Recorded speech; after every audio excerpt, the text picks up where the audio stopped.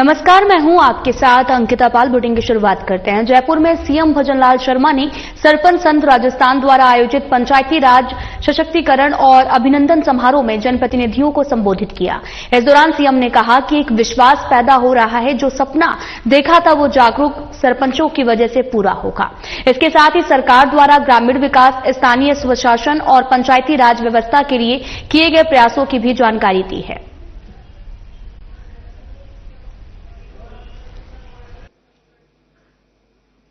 जो मेरे श्रेष्ठ हैं, ऐसे मेरे भूतपूर्व युवा सरपंच, वर्तमान युवा और मेरी माता बहनों और मेरा परिवार, सबसे पहले तो मैं आप सभी के लिए इतनी बड़ी संख्या में राजस्थान के कोने कोने से आए हैं, मैं आप सभी को वंदन करता हूं, अभिनंदन करता हूं, आप सभी को मैं नमन करता हूं। मित्रों, मुझे आज बड़ी खुशी हो रही है कि मैं आप सबसे जिस आत्मीयता के साथ में मिल रहा हूं, निश्चित रूप से मेरे मन में एक विश्वास पैदा हो रहा है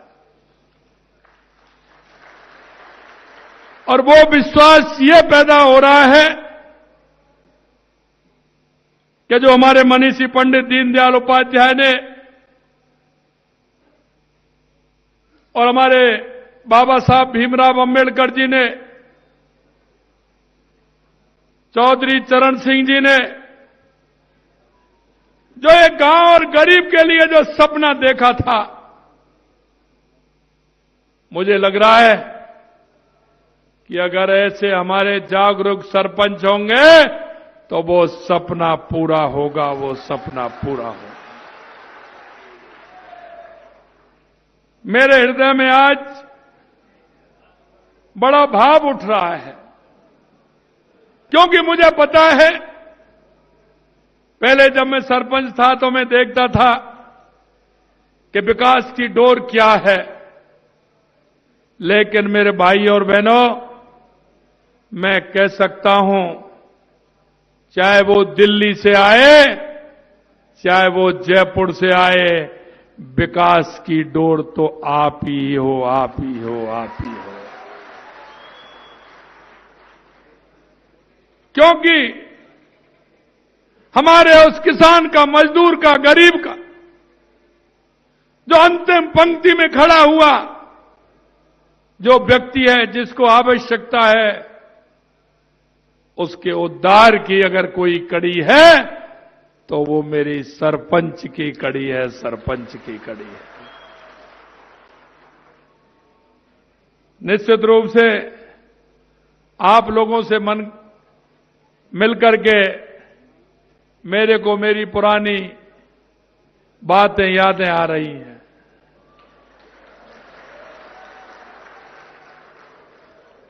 मैं सत्य कहना चाहता हूं और उसको मैं आपको भी महसूस कराना चाहता हूं, मेरे भाई और बहनों, ये ईश्वर ने आपको मौका दिया है, मौका दिया है।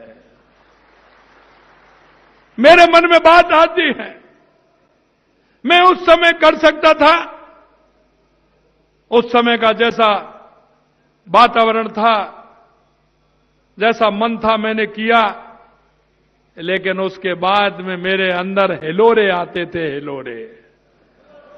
और वो हिलोरे इस बात के लिए आते थे कि मैं और कुछ करता तो निश्चित रूप से मेरे को और मेरे भाव को और मेरी आत्मा को संतुष्टि मिलती, संतुष्टि मिलती। क्योंकि आप काम खूब कर रहे हैं, अच्छा काम कर रहे हैं, लेकिन मेरे भाइयों बहनों, आपको काम की भूख बढ़ानी होगी, क्योंकि यह एक ऐसी सीढ़ी है जो गांव, गरीब, मजदूर, उस बूढ़ी मां की सेवा कर सकते हैं, उस अपंग भाई की सेवा कर सकते हैं। ये मौका आज आपको मिला है इस मौके का पूरा फायदा उठाना चाहिए, ये मैं आपसे निवेदन करना चाहता हूं। कभी कभी मेरे मन में एक बात और आती है कि आप कुछ भी बन जाओ, लेकिन सरपंच से बड़ा कोई नहीं है।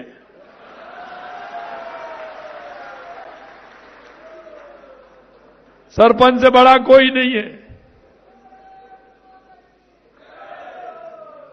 क्योंकि वो गांव की भोली भाली जनता, गांव की वो मेरी मां, मेरी ताई, मेरी काकी, मेरा ताऊ,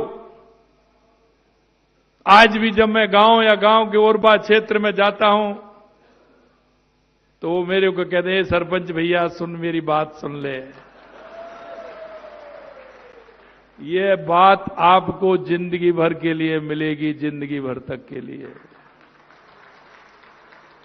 जब आपको इतना बड़ा नाम दे दिया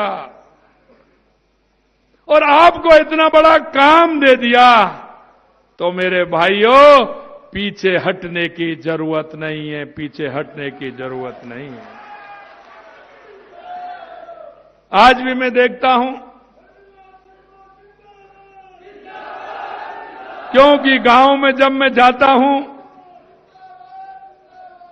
और गांव में जब 2 दिन 1 दिन में रह के आता हूं, तो जहां जाता हूं वहां 3 दिन तक मन नहीं लगता है। उस गांव की यादें, गांव की मिट्टी की खुशबू, गांव के वो पशुओं के बीच में जब रहते हैं, उनकी जो खुशबू मिट्टी की आती है, उसकी बात ही अलग है। इसलिए मैं कहना चाहता हूं मेरे भाई और बहनों, मैंने भी गांव के विकास का सपना देखा और मैं कह सकता हूं कि गांव में जितने भी काम कर सकते हैं, हर व्यक्ति, हर आप चाहते हैं कि मेरा काम अच्छा होना चाहिए, लेकिन फिर भी आपके मन के अंदर में भाव होता है कि मुझे और भी करना चाहिए।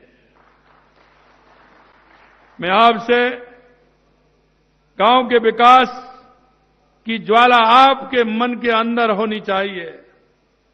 आपके मन के अंदर यह होना चाहिए कि मुझे कैसे करना है। मैं सरपंच था, मेरे से कहते थे पैसा, अरे मैं आपसे कह रहा हूं मेरे भाई और बहनों, आप काम करने की दृढ़ इच्छा शक्ति बनाइए। पैसा तो उड़ रहा है, पकड़ने वाला चाहिए, पकड़ने वाला चाहिए। आप योजनाएं बना करके देंगे। हमारी सरकार कृत संकल्प है गांव और गरीब, किसान, मजदूर के विकास के लिए, इसलिए किसी तरह की चिंता करने की जरूरत नहीं है।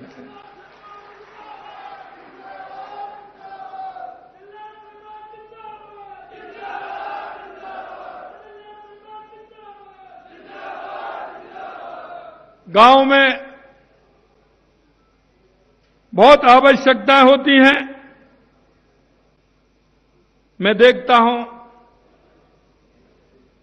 कि सरपंच एक सेवक के रूप में अगर हम काम करेंगे, मैं चाहता हूं गांव में विकास भी होना चाहिए, लेकिन सेवा के काम में भी कोई कमी नहीं रहनी चाहिए। ये भी हमें तय करना होगा। मैं अनुभवों के साथ कह सकता हूं कि अगर सरपंच की दृढ़ इच्छा शक्ति है, सरपंच अगर गांव में काम करना चाहता है, सरपंच समस्या का समाधान करना चाहता है, दुनिया की कोई ताकत नहीं कि वो सरपंच को रोक दे। ये भी मैं आपको बताना चाहता हूं। और आपसे बड़ा कोई नहीं, वो मैंने इसलिए कहा है कि आपको जो अधिकार है वो किसी को नहीं है, लेकिन उस अधिकार को समझना होगा। ऊपर से नीचे किसी भी जनप्रतिनिधि को देख लीजिए, वो चेक पर साइन करने वाली अगर कोई संस्था है, कोई जनप्रतिनिधि है, तो वो सिर्फ एक सरपंच ही है। दूसरा है क्या कोई, बताइए? अरे दूसरा कोई है क्या? तो तुमसे बड़ा ताकतवर कौन हो सकता है कि जो साइन चेक्स साइन करके और किसी का भी भला कर सकते हैं? ऐसा बड़ा अधिकार किसी को है क्या? तो इसलिए मैं कह रहा हूं कि सरपंच हमारा सबसे बड़ा जनप्रतिनिधि होता है।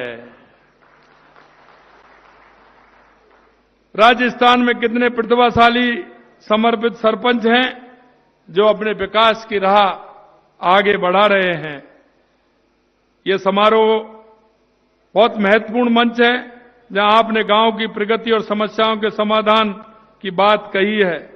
निश्चित रूप से सरपंच महोदय सभी ग्राम समाज के भाग भी होते हैं और मैं कहना चाहता हूं आपके प्रदेश अध्यक्ष भी आपने छांट करके बनाए। क्या कह रहे थे कि हम आज कोई मांग पत्र रखने वाले नहीं है। एक बात बताइए अध्यक्ष जी, आपने कोई कोर कसर छोड़ी है क्या? आपने कोई कसर छोड़ी है क्या? देखिए क्या कह रहे हैं कि आज हम कोई मांग पत्र नहीं रखेंगे और बात एक भी नहीं छोड़ी है, सारी बातों को कह गए।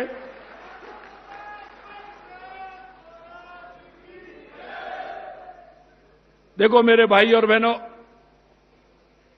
गांव के विकास की तरक्की आपके हाथ में है। मैं आपसे इतना निवेदन करना चाहता हूं कि ईश्वर ने आपको मौका दिया है और मौका वो दिया है कि एक तरफ तो सिर्फ सरपंच है और एक यह है कि हमने हमारी याददाश्त बनानी है। हमें सदैव के लिए हमारा नाम हमें करना है, सदैव के लिए हमारी बात याद रहे, ये हमें करना है। अगर मन में यह विश्वास धारण आप कर लोगे, जो भी योजना आती है वो गांव में आती है, जो भी योजना आती है वो आपके माध्यम से आती है, या तो आपके माध्यम से आएगी, ये आपका उसमें सहभागिता होगी। कोई भी योजना ऐसी नहीं है जो ग्रामीण क्षेत्र में जो आपसे छुपी हो। कोई भी डिपार्टमेंट होगा लेकिन आपकी बात पहले सुनी जाती है। मैं आपसे इतना ही कहना चाहता हूं, तरक्की और विकास की बागडोर आपके हाथ में है और आपका दायित्व है कि गांव में बुनियादी सुविधाओं को मजबूत करें, बल्कि ग्रामीण के जीवन को स्तर को हम ऊंचा उठाने का काम करें। जब हम ग्रामीण व्यक्ति के जीवन को ऊंचा उठाएंगे तो उसकी दुआएं जो निकलने वाली हैं उनका आप अंदाज नहीं लगा सकते। जिस व्यक्ति को आवश्यकता है उस आवश्यकता को समझ के उसका काम करना, क्योंकि अधिकांश मैं कहता हूं मेरे भाई और बहनों, गांव में बैठा वो हमारा किसान, हमारा मजदूर, हमारा भाई, उसके लिए एक छोटा सा सहारा बहुत बड़ा सहारा होता है।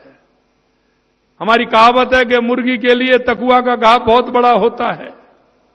गांव का वो व्यक्ति अगर वो कोर्ट में जाता है 50 kilometre, 40 kilometre, 30 kilometre SDM office में जाता है तो उसके 200 रुपए खर्च होते हैं। 200 रुपए खर्च होते हैं। 50 इसमें देगा, किसी की मोटरसाइकिल लेगा, उसमें पेट्रोल डलाएगा या गाड़ी से जाएगा, लौट करके आएगा। अगर उसका छोटा मोटा केस चल रहा है वकील के पास जाएगा, वकील वहां तैयार बैठे रहते हैं।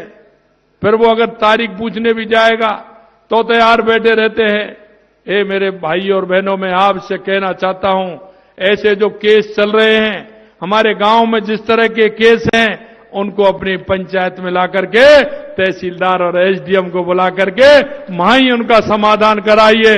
आपको उसकी दुआ भी मिलेगी और वो गरीब आदमी जो 200 रुपए उसके 100 रुपए खर्च हुए, शाम को लौट करके वो बच्चों के साथ बैठ करके वो सब्जी लाएगा, खाने को कुछ फल लाएगा तो आपका गुणगान गाएगा, आपको आशीष देगा। इसलिए हम इन कामों में भी अपना हाथ बढ़ाएं। पंचायत राज संस्थाओं के चुने जनप्रतिनिधि महोदय 1 अप्रैल 2024 से कह रहे थे मेरे अध्यक्ष जी, अरे हमने आते ही आपको हमने आते ही 1 अप्रैल 2024 से 10% मानदेय बढ़ाया कि नहीं बढ़ाया? हमने सभी का बढ़ाया। हमने सभी का 10% मानदेय बढ़ाया। आप और कह रहे हैं बढ़ाया कि नहीं बढ़ाया? उन्होंने तो नहीं बढ़ाया, हमने ही बढ़ाया, किसी और ने नहीं बढ़ाया। ग्राम पंचायत भवनों के निर्माण 371 ग्राम पंचायत भवनों का निर्माण भी पूर्ण कराया। ग्रामीण सड़क तंत्र को सुदृढ़ करने के लिए 200 विधानसभा क्षेत्र में 1000 करोड़ रुपए की लागत से मिसिंग लिंक भी दिए। नॉन पैचेबल सड़कों के 1631 कार्य भी कराए। इनमें से 530 किलोमीटर लंबाई की 309 कार्य पूर्ण हुए हैं। मैं आपको बताना चाहता हूं, जब हमारी सरकार आई तो हमारे मन में यह भाव था कि हम राजस्थान का विकास कहां से स्टार्ट करें, क्योंकि जिस तरह से हमें स्थिति देखी, हमने देखने को मिल रहा था बहुत बड़ा घाटा, हर क्षेत्र में कर्जा। हमने देखा कि हम कहां से इसका स्टार्ट करें। हमने सोचा, विचार किया, हमने एक राजस्थान का रोड मैप बना करके हमने तैयार किया कि सबसे पहले हमें आवश्यकता किस बात की है। हमको लगा सबसे पहले आवश्यकता, हमारे यहां 3 बातों की सबसे बड़ी आवश्यकता है। वो आवश्यकता है हमारा पानी, हमारी बिजली और हमारे युवाओं को रोजगार देना। ये हमारी सबसे बड़ी आवश्यकताएं लगी। मेरे भाई और बहनों, मैं आपके बीच में कहना चाहता हूं, हमने पानी के क्षेत्र में काम किया। हमने एक क्षेत्र में काम नहीं किया, पूरे राजस्थान के अंदर हमने एक रोड मैप बनाया कि पानी की सुविधा कैसे हो सकती है, जो पीने का पानी भी स्वच्छ मिले, पशुओं को पानी मिले, हमारे उद्योग को पानी मिले और हमारे किसान की खेती को पानी मिले, जिससे हमारे किसान की खेती ठीक प्रकार से हो। हमने कहा, क्योंकि वो कहते थे कि हम आलू से सोना बनाएंगे। मैंने कहा वो मशीन तो मेरे पास नहीं है, लेकिन इतना जरूर है, अगर राजस्थान के किसान को खेत के लिए अगर पानी मिल गया तो ये मेरी धरती मां जरूर सोना उगलेगी। और इसलिए मैं कहना चाहता हूं, चाहे हमारी ईआरसीपी की योजना हो, चाहे हमारे यमुना योजना हो, चाहे हमारे देवास स्कीम हो, चाहे हमारे इंदिरा गांधी नहर हो जो हनुमानगढ़ गंगानगर से लेकर के बीकानेर, नागौर और हमारे फलौदी, जैसलमेर, जोधपुर और बाड़मेर तक जाती है, और चाहे हमारे उदयपुर में हमारी माई डैम की स्कीम हो, जिसका पानी पूरा बांसवाड़ा, डूंगरपुर, चित्तौड़, राजसमंद, उदयपुर से होते हुए पाली, जालौर, सिरोही तक उसका पानी पहुंचे। हमने उस क्षेत्र में काम किया, और हमने उस क्षेत्र में काम ही नहीं किया, हमारा काम आगे हमने बढ़ाया। ईआरसीपी की पूर्वी राजस्थान की हमारी योजना, उसको हमने मूर्त रूप दिया। 17 दिसंबर को देखा, देश के यशस्वी प्रधानमंत्री नरेंद्र मोदी जी ने उसका उद्घाटन भी किया। तो पहली समस्या हमारे पानी की थी, उसको सुलझाने का काम हमने किया है। दूसरी हमारी बिजली की थी। हमारा किसान, रात में बिजली मिलती है, ठंड में कितना परेशान होता है। इधर तो ओस पड़ती है, इधर सर्दी होती है, और हमारा किसान खेत को जाता है। मित्रों, मैं कहना चाहता हूं, हमने विश्वास दिलाया है कि राजस्थान के किसान को 2027 तक हम दिन में बिजली देंगे, पूरी बिजली देंगे। उद्योग को भी बिजली मिलेगी, किसान को भी बिजली मिलेगी, उपभोक्ता को भी बिजली मिलेगी। तीसरी बात थी हमारे राजस्थान के और मजदूर किसान के बेटों को रोजगार कैसे मिले।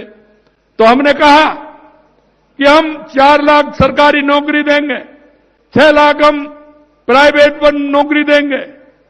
तो हमने, आपने देखा, अब हमारे से कहते हैं कि आपने ऐसे कैसे कर दिया। अरे मैंने क्या कर दिया, हमने तो कैलेंडर भी निकाल दिया। और आपने देखा होगा, हम 60,000 नियुक्ति पत्र दे चुके और 15,000 अभी दे देंगे, 75 हो जाएंगे। जुलाई में हमारा बजट आया था, 1 साल के लिए कहा, जुलाई तक हम 1 लाख नौकरी देंगे, 1 लाख युवाओं को नौकरी देने का काम करेंगे। 81,000 हमने वैकेंसी हर क्षेत्र में निकाली है, और वो ऐसे निकाली है कि आपको पेपर, विज्ञप्ति निकाली है, आपका पेपर कब होगा, उसका रिजल्ट कब आएगा और उसका नियुक्ति पत्र कब मिलेगा। और आने वाले समय में हमने कहा है कि 5 साल में 4 लाख देंगे। हमने कहा हमारे विरोधियों से, डायरी पेन जेब में रखो, नोट करते जाइए, जो हमने कहा है वो करके दिखाएंगे। आपकी तरह हम इस तरह से नहीं करेंगे कि कहते कुछ है और करते कुछ नहीं है। हमने ये बात आपको कहना चाहता हूं। मेरे भाई और बहनों, मेरा सबसे बड़ा जो हम करना चाहते हैं वो गरीब कल्याण की जो हमारी योजना है वो नीचे तक पहुंचे। हम काफी दिनों से प्रयासरत में थे खाद्य सुरक्षा को लेकर के, और आपने देखा हो खाद्य सुरक्षा में सबसे ज्यादा दिक्कत आती है तो सरपंच को आती है। अरे भैया मेरा नाम जुड़वा देना, कहते नहीं कहते? अरे भाई माता जी आएंगे, कोई आएगा, भैया मेरा नाम खाद्य सुरक्षा नहीं है, इसमें जुड़वा देना। तैयार हो जाइए, पोर्टल चालू हो गया है, नाम जुड़वाइए। कोई भी गरीब रहना नहीं चाहिए, ये भी मैं आपको विश्वास दिलाता हूं। अरे ये तो वो लोग हैं, तो हमारे देश के यशस्वी प्रधानमंत्री नरेंद्र मोदी जी किसान सम्मान निधि देते हैं, और सम्मान निधि देते हैं तो हमने कई बार बात उठाई थी कि जिनके माताजी पिताजी एक्सपायर हो जाते हैं, उनके बच्चों के नाम नामांतरण चढ़ता है, नामांतरण आता है तो आपको सूची देने में क्या दिक्कत होती है? पैसा तो प्रधानमंत्री जी देते हैं और पैसा अब हम दे रहे हैं आपको। लेकिन कांग्रेस की सरकार में ऐसे लोगों के नाम की सूची केंद्र सरकार को नहीं भेजी। 7.5 लाख रुपए हमने जोड़ करके केंद्र सरकार की जो हमारे प्रधानमंत्री सम्मान निधि भी दी है, और हमने हमारी भी 2000 रुपए सम्मान निधि दी है। अब एक बात बताइए, उनका कुछ नहीं जा रहा है, वो नाम जोड़ने में ही दिक्कत कर रहे थे। हमारे 7.5 लाख किसान 4 साल तक 5 साल तक कितने परेशान रहे कि उनके नाम नहीं जुड़े। भाई तुमको क्या दिक्कत आ रही थी? अगर नाम जोड़ देते तो हमारे भाइयों को किसान सम्मान निधि मिल जाती 6,000 रुपए साल की, लेकिन उन्होंने नहीं जोड़ा। लेकिन हमने 7.5 लाख रुपए जोड़ करके किसान सम्मान निधि देने का भी काम किया है। आप देख कह सकता हूं मैं आपसे, हमने प्रधानमंत्री आवास योजना में, आप मेरे सरपंच के चुनाव तो 20 में हुए थे, 19 में हुए, 20 में हुए थे, 20 में हुए थे, 21-22 में कोरोना आ गया। अरे भाई कोरोना ही तो आ गया, लेकिन वो कोरोना ऐसा क्यों हुआ? तो 2022, 23 और 23-24 में एक भी आवास नहीं दिया, एक भी आवास नहीं दिया ना। 22, 23 और 23-24 में एक भी आवास नहीं दिया। भाई ये क्यों नहीं दिया आपने?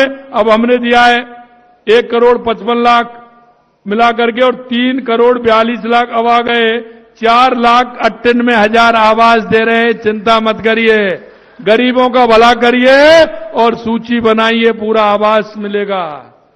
इन्होंने जो कह रहे हैं आप किस्त नहीं आई, वो किस्त जब से ड्यू चलती आ रही है, ड्यू चलती आ रही है कि नहीं आ रही है? हमने तो उसको देने का काम किया है, और चिंता मत करिए, वो ड्यू है, उन्होंने तो ड्यू छोड़ दी, लेकिन हमने वो कर दी, हम करेंगे उसको, चिंता मत करिए, वो देंगे पूरा। मेरे भाई और बहनों, मैं एक बात और आपसे कहना चाहता हूं कि हमने एक नई घोषणा और की, और वो भी हम करने वाले हैं। हमने हर पंचायत में, आपने देखा होगा अटल बिहारी वाजपेयी जी की जयंती 25 दिसंबर को हमने कहा था कि हर पंचायत में हम अटल ज्ञान केंद्र खोलेंगे, अटल ज्ञान केंद्र खोलेंगे। हर पंचायत में होगा, उसमें भवन भी देंगे, और उसमें हम एक अटल प्रेरक भी उसमें लगाएंगे। उसमें ई लाइब्रेरी भी होगी, और वो ई मित्र का भी काम करेंगे, क्योंकि वो जो रहेगी वो मेरे गांव में पढ़ने वाले भाई और बहन, उनके लिए सुविधा मिले, उनको शहर की तरफ नहीं जाना पड़े। शहर की तरफ जाते हैं तो 15 और 20 हजार रुपए महीने खर्च होते हैं कि नहीं होते हैं? कमरा लेवाते हैं, हॉस्टल में रखते हैं, सारी बातें होती है कि नहीं होती हैं? हमारा वो गरीब अगर हमारे उस ई मित्र में पढ़ेगा, हमारी बहन और भाई, तो कैसा रहेगा? उसको सारी सुविधा वहां मिलेंगे। और उसमें हम सोलर के द्वारा लाइट भी लगवा रहे हैं, इसलिए किसी तरह की दिक्कत नहीं हो। सोलर भी लगवा रहे हैं, तो इसलिए उसको किसी प्रकार की परेशानी नहीं हो। तो ये भी काम हम करने वाले हैं। मैं आपसे इतना कहना चाहता हूं मेरे भाई और बहनों, कि आपको मौका मिला है और उस मौके को साकार करना है। आपको उस गांव गरीब के लोगों की सेवा भी करनी है। हमने पर 2027 तक किसानों को बिजली दिन में बिजली देने का काम के लिए हमने कहा है, लगातार भूमि पर सौर ऊर्जा लगा रहे हैं हमने किसान से कहा है, क्योंकि अन्नदाता तो है ही, लेकिन हमने कहा है किसान की अगर खाली जमीन है, ट्यूबवेल अगर लग रहा है, कुआं उसके पास है, तो खाली जमीन में सोलर लगाए, वो अन्नदाता के साथ साथ ऊर्जा दाता भी बने, जिससे हमारे किसान का। तो आप सीएम भजनलाल शर्मा को सुन रहे थे, जो कि जयपुर पहुंचे थे, जहां पर उन्होंने अभिनंदन कार्यक्रम में शिरकत की और सरपंचों को संबोधित भी किया। फिलहाल इस वीडियो में इतना ही। नमस्कार।